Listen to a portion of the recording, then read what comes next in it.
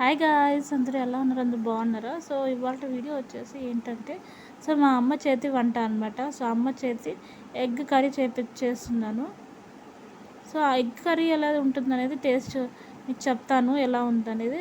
So first of all process చూద్దాము. Onions cut చేసుకుందాము. అంటే క్వాంటిటీ బట్టి 3-4 ఆనియన్స్ కట్ చేసుకుందాము. మెంబర్స్ బట్టి కట్ చేసుకోవాలి. సో ఆనియన్స్ని ఫస్ట్ మనం ఇలా ఆయిల్లో రోస్ట్ చేసుకోవాలి. కొంతమంది ఏం చేస్తారంటే డ్రై రోస్ట్ చేసుకుంటారు. అలా కాకుండా మంచిగా ఆయిల్లో మంచిగా రోస్ట్ చేసుకోవాలి. ఆనియన్స్ బ్రౌన్ కలర్ టర్న్ అయ్యేంత వరకు మంచిగా రోస్ట్ చేసుకోవాలి. సో టైం పడుతుంది, బట్ రోస్ట్ చేసుకోవాలి. కొంచెం మీడియం ఫ్లేమ్లోనే రోస్ట్ చేసుకోవాలి.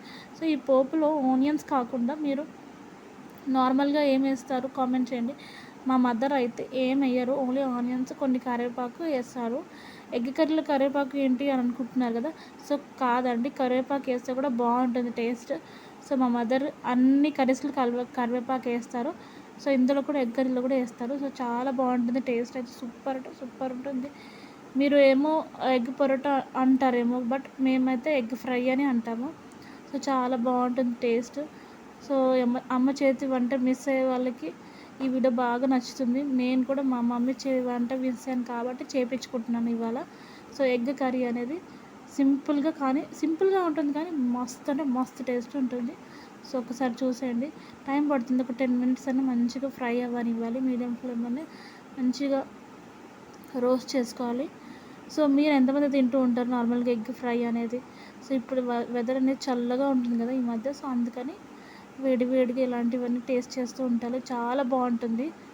సో ప్లస్ దానితోడు మమ్మీ చేతి వంట సూపర్ అంటే సూపర్ ఉంటుంది. కాలేజ్ డేస్లో అయితే తినకపోతుండే, కానీ ఇప్పుడు చాలా మిస్ అవుతాం. ఎందుకంటే ఆఫ్టర్ మ్యారేజ్ ప్రతి అమ్మాయి ఇది రిలేట్ అవుతుంది కాబట్టి కామెంట్ చేయండి ఎంతమంది రిలేట్ అవుతారో. సో ఇలా రోస్ట్ చేసుకోవాలి. 10 మినిట్స్ అనేది పడుతుంది టైం, 10-15 మినిట్స్. కొంచెం పేషెన్స్ కావాలి రోస్ట్ అవ్వడానికి. సో ఆ లోపల వేరే ఏదైనా పని ఉంటే చేసుకోండి, ఆ లోపల అవి రోస్ట్ అవుతూ ఉంటాయి ఆనియన్స్ అనేవి. సో ఇప్పుడు ఆనియన్స్ మీరు ఎంతమంది నార్మల్గా ఆనియన్స్ కాకుండా ఇంకేం వేస్తారు ఎగ్ కర్రీలో, ఎగ్ ఫ్రైలో టమాటో కానీ అట్లాంటివి వేస్తూ ఉంటారా?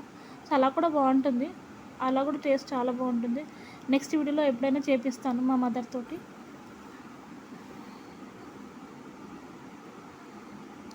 సో ఇప్పుడు ఆనియన్స్ అనేది రోస్ట్ చేయాలి గైస్. సో ఇప్పుడు మనం దాంట్లో ఏంటంటే కారం, పసుపు, ఉప్పు, ఓన్లీ ఈ స్పైసెస్ వేసుకోవాలి. వేసుకొని మంచిగా పచ్చి వాసన పోయేదాకా ఫ్రై చేసుకోవాలి మంచిగా.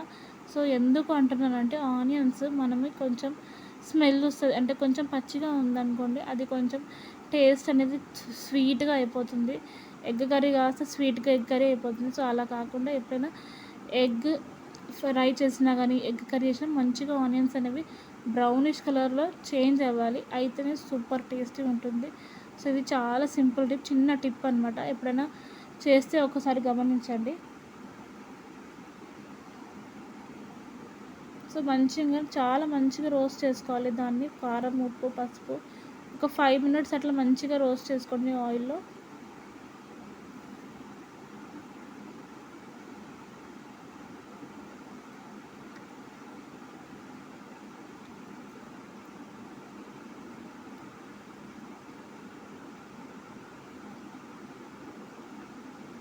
అలా ఎప్పుడు మిక్స్ చేస్తూ ఉండాలి. సో దాన్ని బట్టి మంచిగా టేస్ట్ అనేది వస్తుంది, కింద అడుగు అంటుకోకుండా ఉంటుంది. అందుకని తిప్పుతూనే ఉండాలి ఆనియన్స్ని.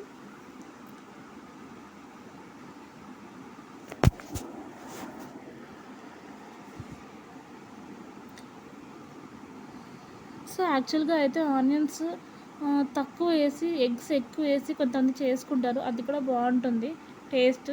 బట్ ఇలా కూడా ఒకసారి ట్రై చేసి చూడండి. సో ఇందులో అయితే ఒక నార్మల్గా 3-4 ఎగ్స్ వేసుకోవచ్చు. సో క్వాంటిటీ అనేది ఎక్కువ వస్తుంది, ఎగ్స్ అనేవి ఎక్కువ వేసుకుంటే క్వాంటిటీ ఎక్కువ వస్తుంది, అండ్ టేస్ట్ కూడా చాలా బాగుంటుంది.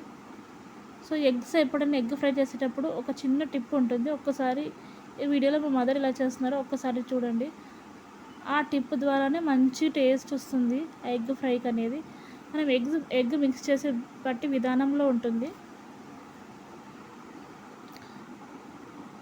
అలా కొంచెం సేపు ఉంచాలి ఎగ్ని.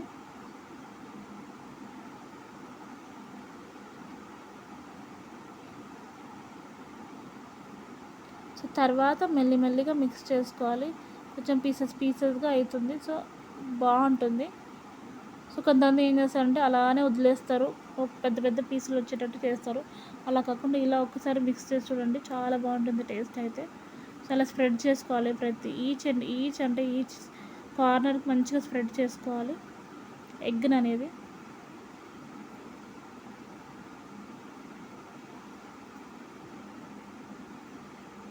సో ఎంతమందికి ఇష్టము ఎగ్ ఫ్రై చపాతీలోకి, పూరీలో కాంబినేషన్లోకి. నాకైతే చపాతీ కాంబినేషన్లో ఎగ్ ఫ్రై అంటే చాలా చాలా ఇష్టంగా తింటాము. రైస్లో కూడా చాలా బాగుంటుంది ఎగ్ ఫ్రై.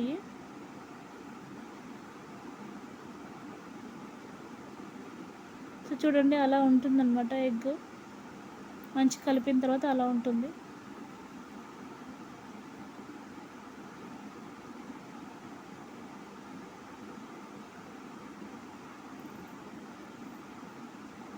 అంతే గైస్, చాలా సింపుల్గా ఉంది కదా ఎగ్ ఫ్రై.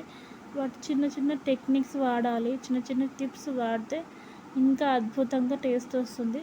సో ఆ చిన్న టిప్స్ పాటిస్తే చాలండి. ఏ కర్రీ అయినా సరే కొంచెం పేషెన్స్ అండ్ కొంచెం ప్రేమతో చేయాలి ఎప్పుడైనా సరే, ఎఫెక్షన్గా. సో నా వీడియో నచ్చితే please like, comment and subscribe.